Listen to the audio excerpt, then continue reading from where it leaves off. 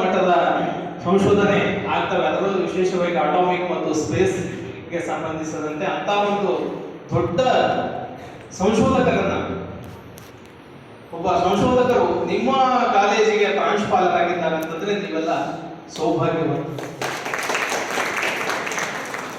ಹಾಗೆ ಸಾಕಷ್ಟು ಜನ ಇಲ್ಲಿರುವಂತ ಉಪನ್ಯಾಸಕರು ಏನಂತಂದ್ರೆ PhD ಪದವೀಧರರಾಗಿದ್ದಾರೆ, ಒಂದೊಂದು ಕ್ಷೇತ್ರಗಳಲ್ಲಿ ಒಂದು ಉನ್ನತವಾದಂತಹ ಪಾಂಡಿತ್ಯವನ್ನು ಪಡೆದಿದ್ದಾರೆ.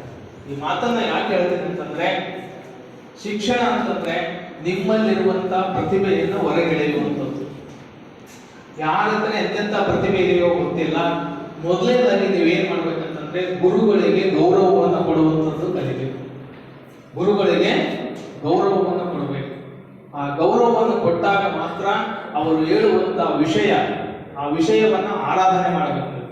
ಆಯಾ ಸಬ್ಜೆಕ್ಟ್ಗಳೇನಿರ್ತಾವ ಅವುಗಳದೇ ಆದಂತಹ ಒಂದು ಮೌಲ್ಯ ಇರ್ತದೆ ಅಂತ ಆರಾಧನೆ ಮಾಡುವುದರ ಮೂಲಕ, ಶಿಕ್ಷಣದ ಮೂಲಕ ನೀವೇನಂತಂದ್ರೆ ನಿಮ್ಮ ಕನಸುಗಳನ್ನ ನನಸಾಗಿಸಿಕೊಳ್ಳಲಿಕ್ಕೆ, ನಿಮ್ಮ ಬದುಕನ್ನ ಕಟ್ಟಿಕೊಳ್ಳಲಿಕ್ಕೆ ಇಲ್ಲಿ ಬರ್ತಾ ಇದೆ.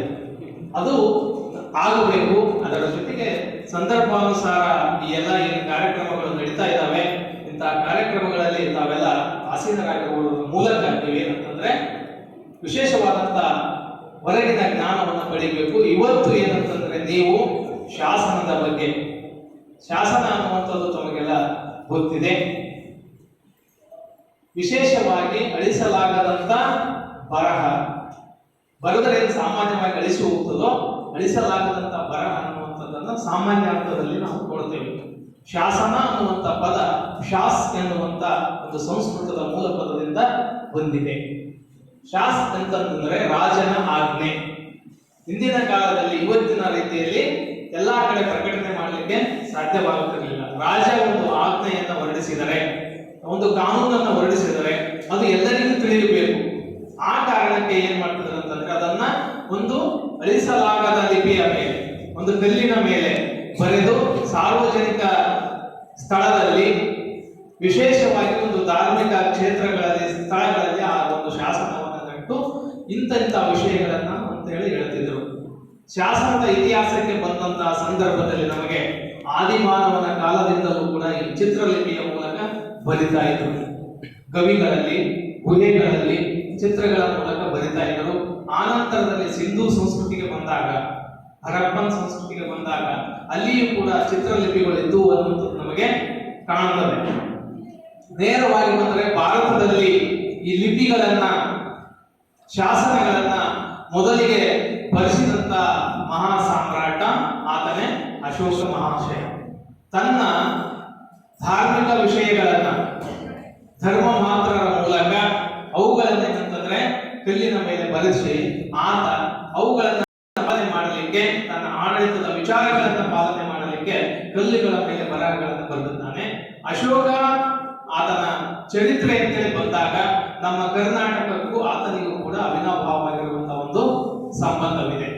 ಮೊದಲು ಏನಂತ ತಿಳಿದ್ರೆ ಅಶೋಕ ಎನ್ನುವಂತ ರಾಜನೇ ಬೇರೆ, ದೇವನಾಂಪ್ರಿಯ ಪ್ರಿಯದರ್ಶಿ ರಾಜ ಎನ್ನುವಂತ ರಾಜನೇ ಬೇರೆ ಅಂತೇಳಿ ಇತಿಹಾಸದ ಸಂಶೋಧಕರಲ್ಲಿ, ವಿದ್ಯಾರ್ಥಿಗಳಲ್ಲಿ ಗೊಂದಲ ಇತ್ತು.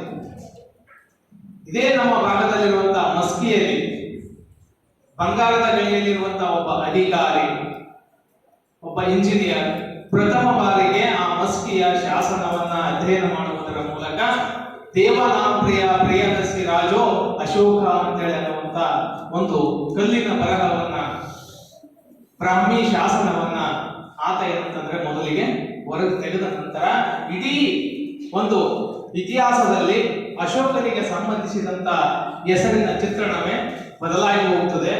ಆ ಕಾರಣಕ್ಕೆ ಕರ್ನಾಟಕದ ಶಾಸನ ಕ್ಷೇತ್ರಕ್ಕೆ ತನ್ನದೇ ಆದಂತಹ ಮೌಲ್ಯ ಅಶೋಕನ ಚರಿತ್ರೆಯಲ್ಲಿ ಒಂದು.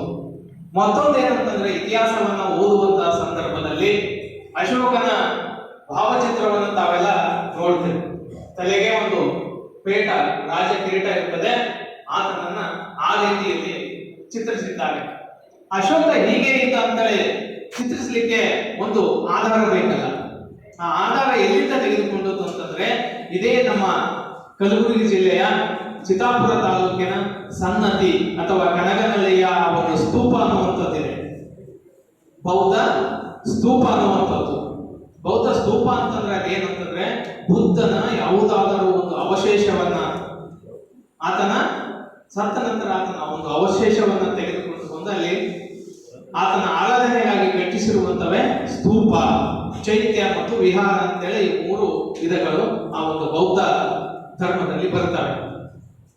ಆ ಒಂದು ಅಶೋಕ ತನ್ನ ಇಬ್ಬರು ಮಡದಿಯರ ಜೊತೆಗೆ ಆ ಒಂದು ಕನಗನಹಳ್ಳಿ ಅಥವಾ ಸನ್ನದಿಯ ಸ್ತೂಪಕ್ಕೆ ಭೇಟಿ ಕೊಟ್ಟಿದ್ದ ಅನ್ನುವಂತ ಒಂದು ಬ್ರಾಹ್ಮಿ ಶಾಸನ ಆತನ ಶಿಲ್ಪದ ಸಹಿತವಾಗಿ ಅಲ್ಲಿದೆ. ಇಡೀ ಭಾರತದಲ್ಲಿ ಎಲ್ಲಿಯೂ ಕೂಡ ಈತನೇ ಅಶೋಕ ಎನ್ನುವಂತ ಶಾಸನ ಇರಲಿಲ್ಲ. ಇದು ಒಂದು ಹೆಮ್ಮೆ ನಮ್ಮ ಕನ್ನಡ ನಾಡಿನ ಶಾಸನಗಳಿಗೆ ಏನಂತಂದ್ರೆ ಆತನ ಅಶೋಕನ ಹೆಸರು ಮತ್ತು